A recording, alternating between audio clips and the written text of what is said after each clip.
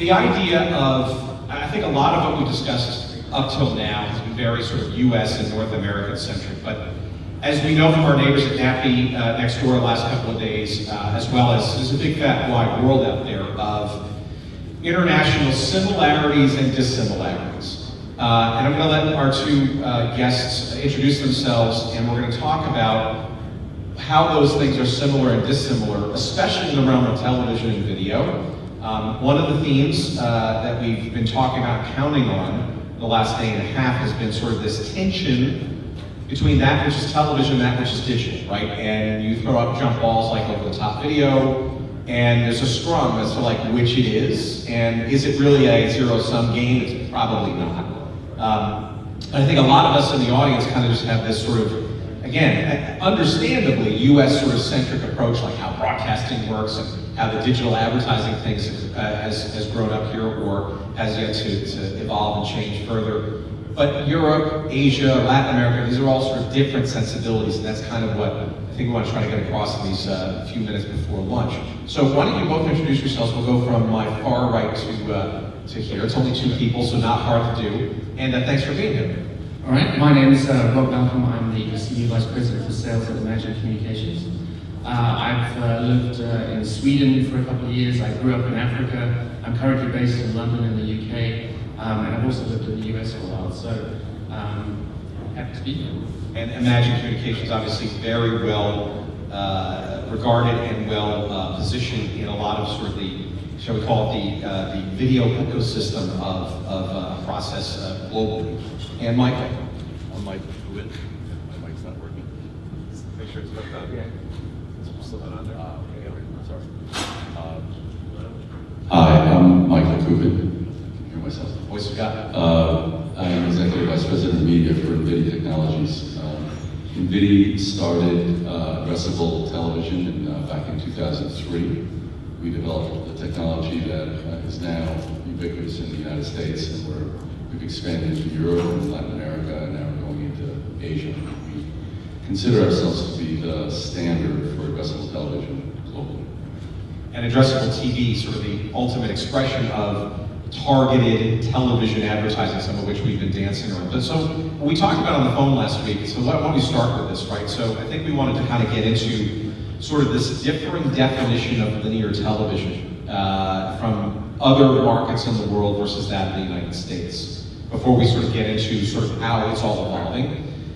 I think it's fair to say that the way the television industry exists in other parts of the world, right, not as either advanced or maybe less so than some other markets globally for various reasons, governmental, et cetera. Maybe you could start having this sort of global footprint from Imagine and sort of seeing this.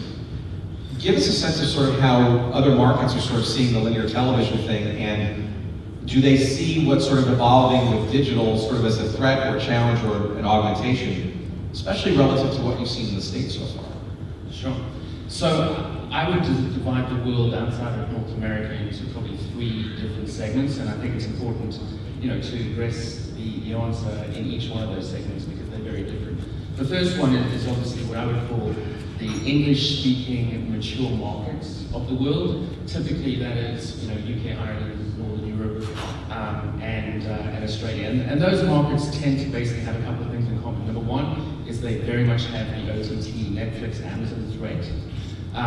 They have very, very advanced infrastructure in terms of broadband and mobile, and they have a relatively wealthy, population with a large amount of disposable income. And they are very similar to North America, and we'll get into the differences. So to reiterate, there's a strong television component amongst all those other things, right? In those places, would you say? Well, I would say that they are suffering from pretty much exactly the same challenges that North America is facing, but they're a little bit ahead in some areas, and we can get into that in a minute. The other one is what I would call mature markets, which are non-English speaking. So this is kind of Southern Europe, places like Japan, where they have good infrastructure, wealthy populations, but they're not seeing the same Netflix sort of phenomena there, simply because Netflix is still behind, I think, on foreign content, and so the percentage of population that are actually using SVOD in the Netflix way is still relatively small. And then the last one is the emerging markets, and the emerging markets, typically are countries where there is no real broadband infrastructure, there's no mobile infrastructure, and linear is still healthy, growing very, very rapidly. Places like Argentina, places like South Africa. India? India absolutely would be in that category, where a large amount of the population is moving from no disposable income into becoming middle class, and so linear is booming in those areas, with some exceptions, but for the most part. So I think from an audience standpoint, that the key conversation should probably be around the Northern Europe English-speaking ones, because I think that's quite similar, but there's some important differences. The first difference I would say is that in that market, impression-based selling of ads has been, how they do it for quite some time. And that's an advantage, I think, over North America, simply because as we move more and more to digital, and you're just selling audience, it doesn't really matter whether it's linear or whether it's digital, because at the end of the day, we're just selling impressions, right? And so I would say that what that has created is the ability for them to monetize over-the-top advertising a little easier than in North America.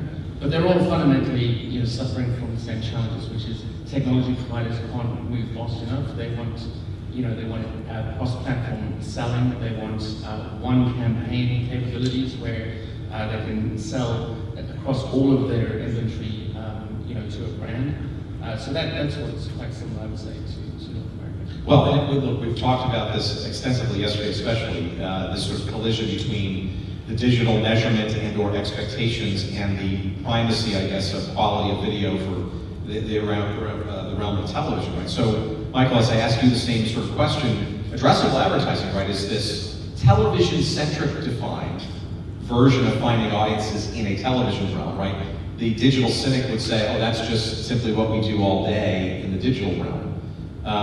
Do you agree with sort of the logic of how those sort of markets are evolving? And then second, maybe you can get a little bit of a sense of sort of this, you probably have been more at the edge of this collision between that which is television and that which is sort of digital/audience mindsets with addressable.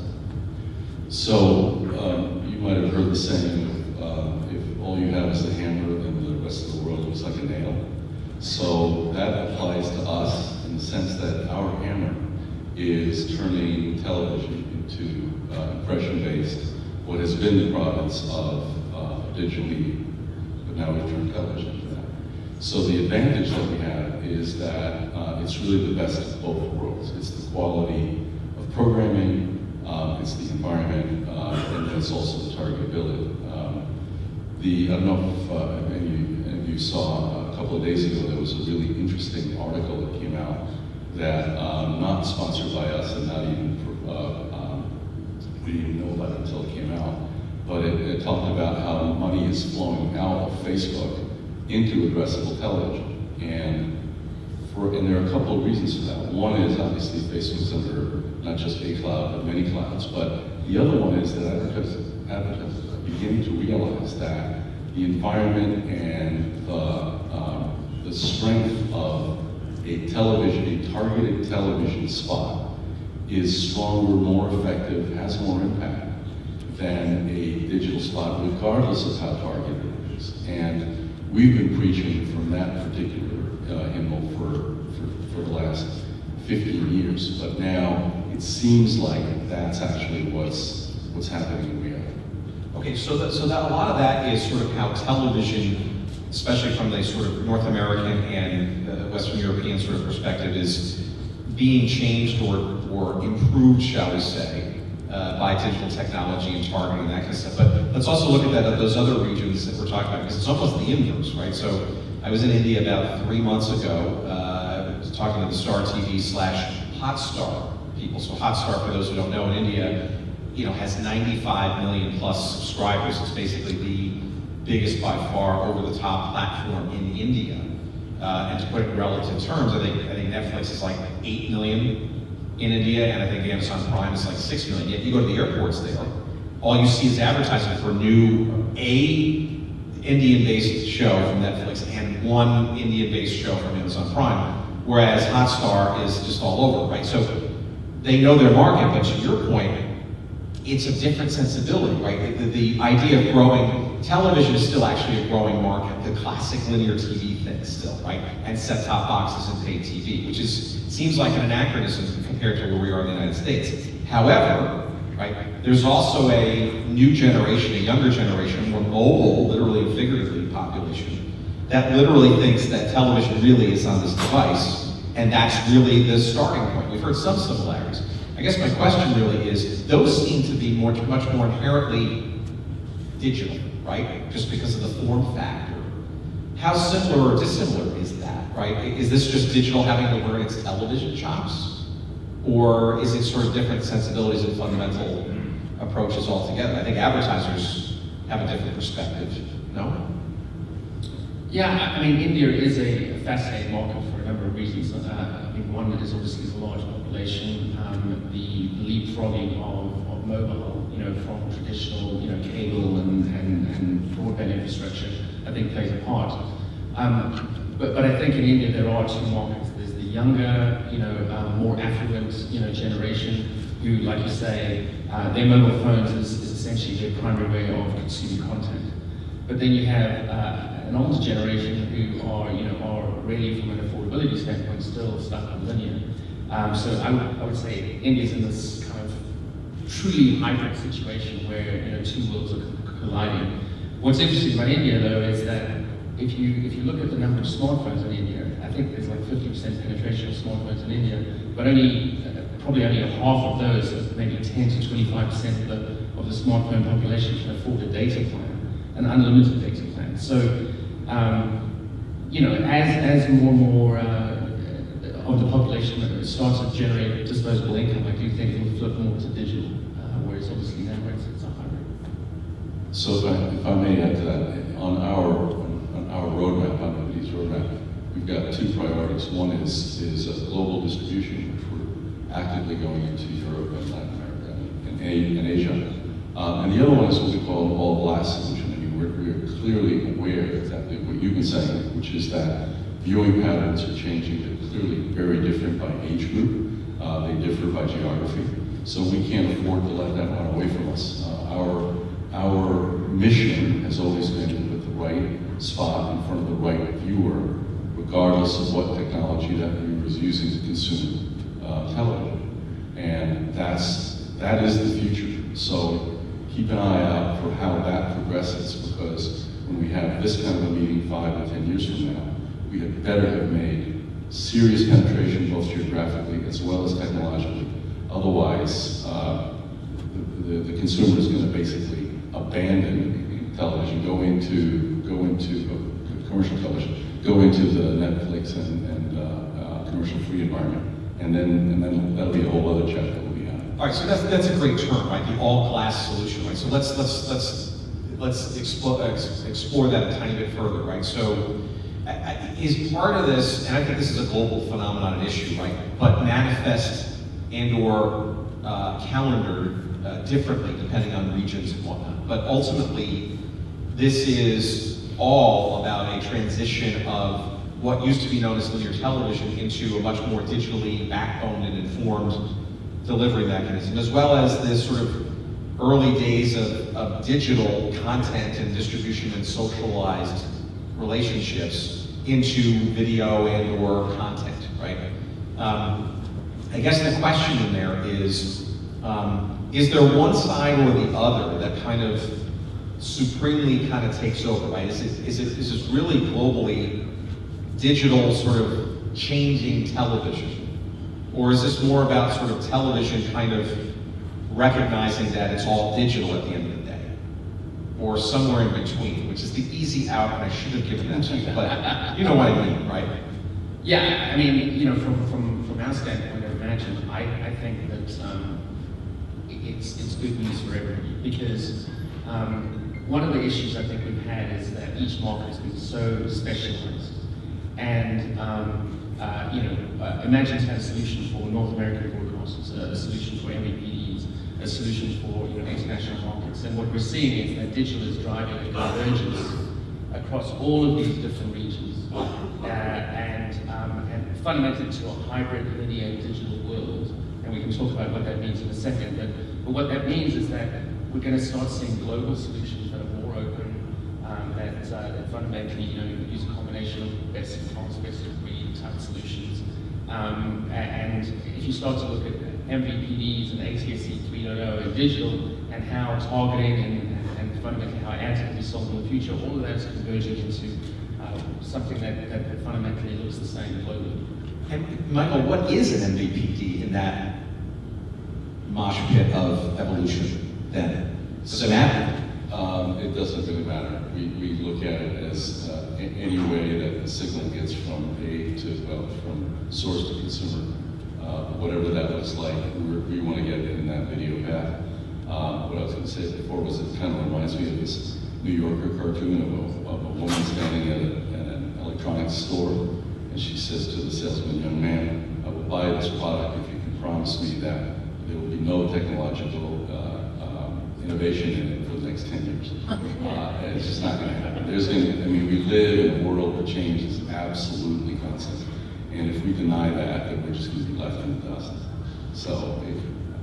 Okay, so let me ask this question, and this is a global question, right? Obviously, we know how the North American sort of viewpoint is, but when we were talking about sort of a group of FANG players, right, whether it's Facebook or Apple or Netflix or Google, and maybe one or two Amazon, are those the hegemonies that are going to kind of define globally how this sort of works, right? All of those companies, right, are global in presence and global in scale, right? And desperately, maybe not so desperately, but very much feel that they're almost entitled to kind of help define what the big final prize of television is or should be, or call it video then. Or does the television infrastructure of yore and some of the digital things that we've learned and or enhancements, does it have a fighting chance, if you will, right? Is it kind of a fait accompli that these bigger digitally centric platforms are gonna eat up television in its path and redefine that? Or do you see the television world kind of being different enough, quality content, et cetera, right? None of those companies really are content companies, although they may be buying stuff, right? They don't generate new content, they buy it. Is that, how does that play out, do you think, globally? Yeah. Maybe differently in different markets, I don't know. Yeah, I think at the end of the day, traditional broadcasters and these fans are all businesses, right? And right now, I think we're kind of mid-game, where the fans are throwing a huge amount of money or fundamentally loss-making in what they provide to the consumer. What they're providing to the consumer is amazing right now because they're sponsoring, a large amount of what we're consuming, right? On the other end of the spectrum, we have broadcasters who have, enjoyed some profitability over the years and are now realizing that they need to be more automated, more efficient, they need to cut costs, they need to fundamentally, just be as lean as they possibly can. And to me, at the end of the day, one doesn't win over the other because we all need to make money.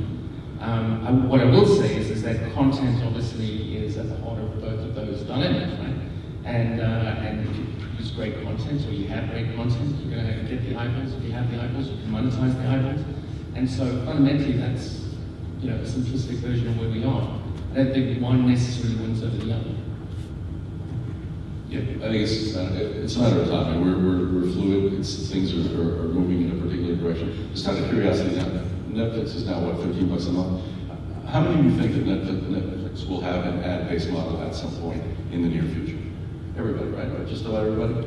Or That's not common logic out there. I say that for some time, and I get a lot of pushback, like, oh, they'll never do it. They've got a lot of market power, right? But I tend to agree, right?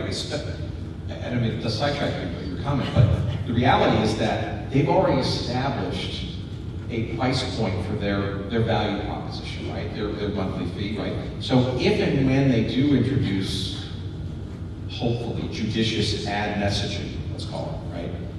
There's an implied subsidy there, right? People will automatically know that by, versus it being free to start, right? And having really no value in the perception of the consumer. So I think it's an interesting dynamic that they can kind of start from versus some of the other. Yeah, it kind of sets the CPM.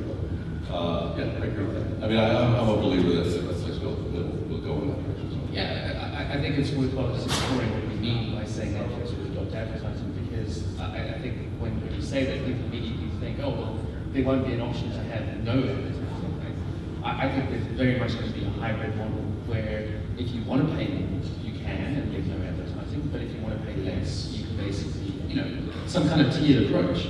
Because at the end of the day, it's about a combination of affordability, the saturation of the number of subscriptions you can control in your own mind to know that you haven't forgotten about something, and maximizing profitability, right? So that's the equation that you're trying to ultimately balance.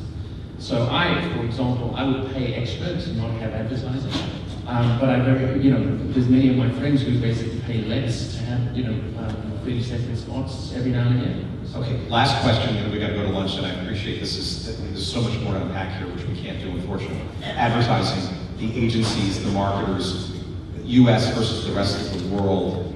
Do you see, from what you can see in the way you guys touch, or either directly or indirectly, the advertising communities on a global basis, are those international outposts more prepared or less prepared, say, than the United States and North America in terms of harmonizing digital and television together, unifying video buying teams, that kind of stuff? Like, are we behind in the US, or are we ahead, or is it still, it depends on which plane landing that you're in? Yeah, I think outside of the US, the sell side, the broadcasters typically have the power over the agencies and the brands. And that's because they've been selling on impressions for a number of years, and as they have to modify, their portfolios and their inventory moves to digital, I think it's not alien for agencies to go, okay, this is how I'm going to buy now. Whereas I think in North America, it's much more difficult for the broadcasters to change their model simply because the power sits with the agencies and the brands. And so there's going to have to be a meeting of minds to realize that there's a win-win here, and change is inevitable, and buying needs to change. Very interesting. So our experience in the US has been that digital agencies have actually adopted addressability on television quicker than agencies that were not set up for that. They're just buying linear TV. No surprise there. We don't see that differently around the world. So there is a suspicion and inherent resistance to addressability on the part of agencies that have always done things in a particularly rogue way over many years, planning and buying television. Whereas the digital agencies understand this in a heartbeat. So my feeling is, personal opinion, that's going to merge. So it has to, because the world is kind of coming together.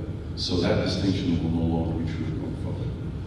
Truer words have never been spoken. The question, of course, is exactly when and how, and it's the future is not evenly distributed, as Mr. Toffler said, and stay tuned, and hopefully we'll have a more robust conversation about where we stand relative to the rest of the world next year. Assuming we're all invited. You guys might be, who knows, I'm fine with me. But now, so thank you very much. Let's have a hand for our two internet players.